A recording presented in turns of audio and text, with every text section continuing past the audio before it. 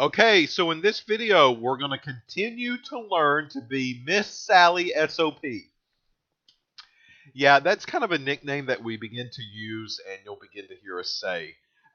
There's always one person in a company that follows everything to a T. And that person's actually doing their job the right way, right? They make sure that the I's are dotted and the T's are crossed. And this is the way it says to do it. That's the way I'm going to do it. And we're going to make sure that it happens that way. They're actually doing their job the proper way. The problem is that it annoys the heck out of everybody else. So when we process samples or when we report data, we typically go to someone and we submit that information. And we might get an email or we might get a phone call and they will say, you didn't do this, or you didn't do that, or you didn't initial this, or you didn't run a time on this, or you didn't mark through this. And it drives us crazy. But that's the person's job. And we shouldn't take it out on Miss Sally SOP. But Miss Sally SOP is the person that emails or calls and says, you're not doing the job the way you're supposed to be doing it. It annoys us, but if it wasn't for Miss Sally SOP, we might not even have a job. So what they do is very, very important. So we left off with documentation. And a couple of things I want to talk about in a laboratory as far as documents are concerned. Number one, you never use a pencil. Pencils can be erased. And again, we'll talk about this in laboratory notebook guidelines. But you want to make sure that you use permanent ink. Permanent ink is always going to be very important. Black or blue specifically, you don't want to use any other color. But black and blue ink is what you use to fill out every single label, every single document with. You need to date and sign every entry. Every time you write something down, you want to date it and you want to time it. This should be a logbook of everything that you've done and when you did it, so we can go back and reference to those dates and times. Keep records in real time. That basically means you want to make sure that you're filling out the documentation as you do it. You don't want to go back 3 weeks later and try to figure out what form you need to fill out. That's kind of silly, and that's lying, and that's in violation of a GLP. So you want to make sure you're filling them out maybe at the end of the hour, or maybe at the end of the lunch break, or maybe at least by the end of the day. You want, depending on what it is. So you want to make sure these forms are staying current. And finally, no rewrites. You need original entries, okay?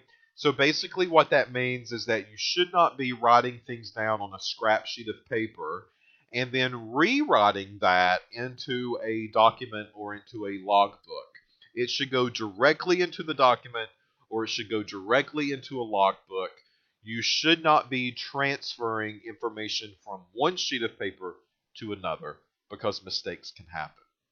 Again, all of this is part of the laboratory notebook guidelines that we'll talk about a little bit later on, but these things are very important. Part 160.3 of the GLP CFR talks about raw data. In a laboratory, your supervisor or us really might talk about raw data. So what's the definition of raw data? Raw data means any laboratory worksheet, any record, memoranda, notes, or exact copies that are the result of original observations and activities, and they are necessary for the reconstruction and evaluation of the report of that study. That means raw data is anything that I'm recording and writing down as I do the procedure. That's the definition of raw data. Time would be raw data. Temperature would be raw data. Masses on a balance would be raw data. Volumes would be raw data. All of that's very important. And if I do write anything on a scrap sheet of paper, and I shouldn't be, but if I do, that scrap of paper is also classified as raw data. So actually, I should not be throwing that away. That needs to be kept and that needs to be justified, and that needs to be documented. So raw sheets of paper you think might be trash are actually not trash. So all of that is regarded as raw data. Other pieces of raw data, any logbook, right? Because these would have temperatures and times and pertinent information about maybe the equipment that I'm using. That's very important. Field or lab notebooks. If I'm going out into the field to collect a sample, or if I'm going out of the laboratory and I'm going out maybe to catch a wastewater sample and bring it back into the laboratory, all of those field reports and the laboratory notebooks associated with them are also classified as raw data. Any form, so let's say in the SOP that I'm given, I have a form that I have to fill out, and I have to check off boxes, or I have to write in data in certain blanks. That raw data is also classified as those forms that I'm filling out. Training reports, computer printouts, all of those are classified as raw data as well. And any data recorded from an automated instrument, that is also raw data.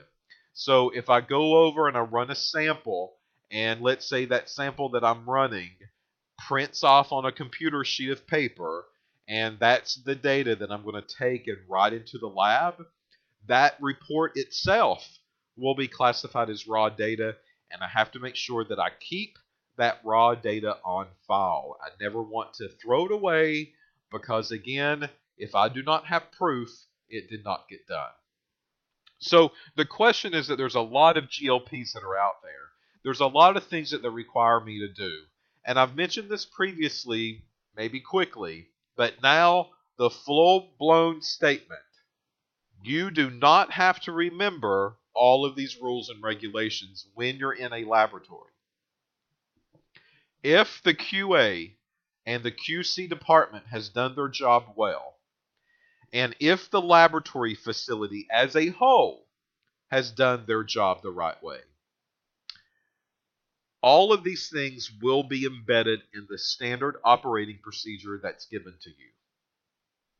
The form that you read, that you follow in a laboratory every day, will have the necessary GLP requirements in the SOP. If you need to record a temperature, it will be in the SOP. If you need to record a mass, it will be in the SOP. If you need to print off a report and keep the report, it will be in the SOP. That's the purpose of the standard operating procedure, and that's why SOPs are never the same from company to company to company. They all think and they all might record data in a different way. So they all have to be modified to fit the company from where you work. So a little bit about the SOPs. We've already talked about an SOP. We've already kind of went through that part of the module. But these are routine activities that an analyst will do on a daily basis. These are your recipes. This is the recipe that you follow in the kitchen to make sure that your cake comes out the right way every single time. The SOP should also make sure that a qualified person is actually doing them. So I can't just bring somebody off the street one day and say, hey, you want to run this multi-million-dollar piece of equipment? If so, this is how you do it. You got to make sure that they're actually qualified in order to follow the standard operating procedure. The SOPs are also regulated by GLP. Go figure. 160.81 says that a testing facility shall have standard operating procedures in writing that sets forth study methods that management is satisfied and are adequate to ensure the quality and integrity of the data generated in the course of a study. So basically, this is their way of saying, listen, folks, to prevent the biorad disasters again, every single lab person that does a test has to follow an SOP.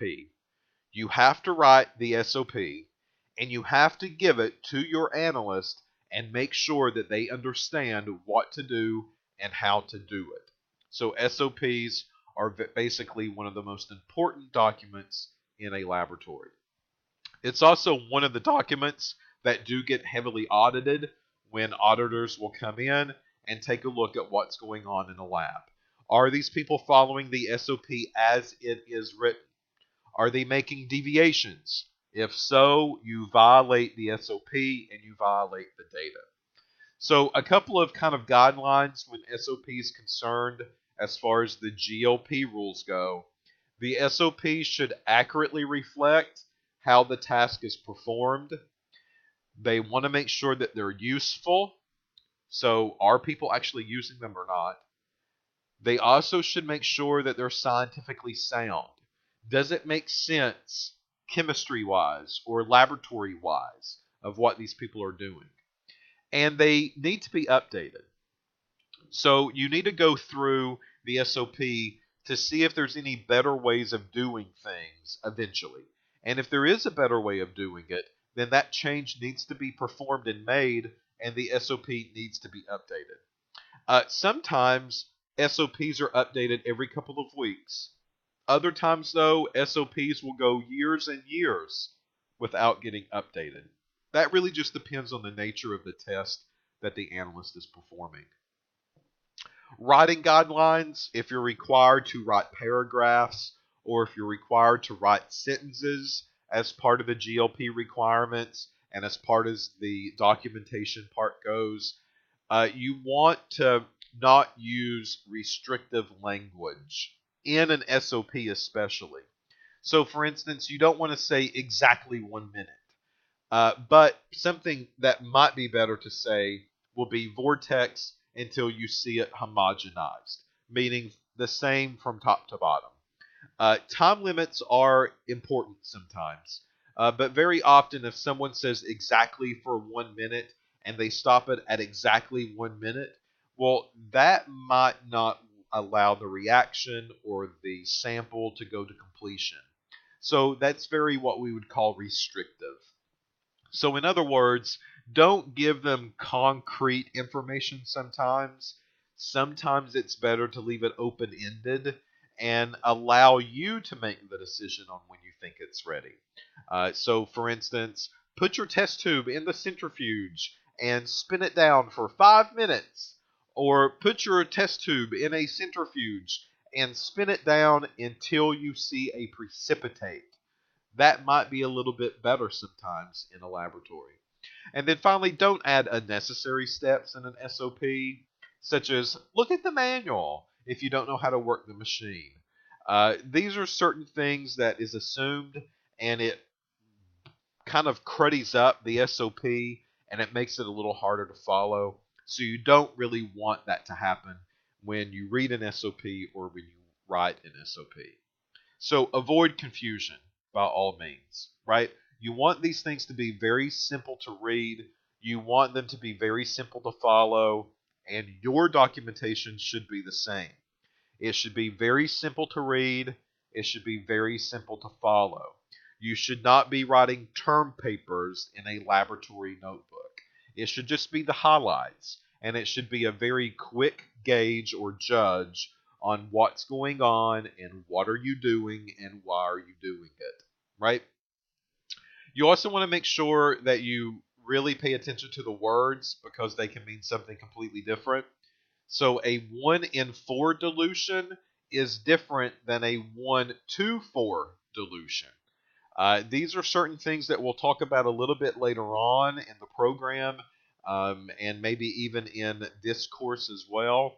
But wording is very important. One letter can make a difference, and one word can mean something completely different.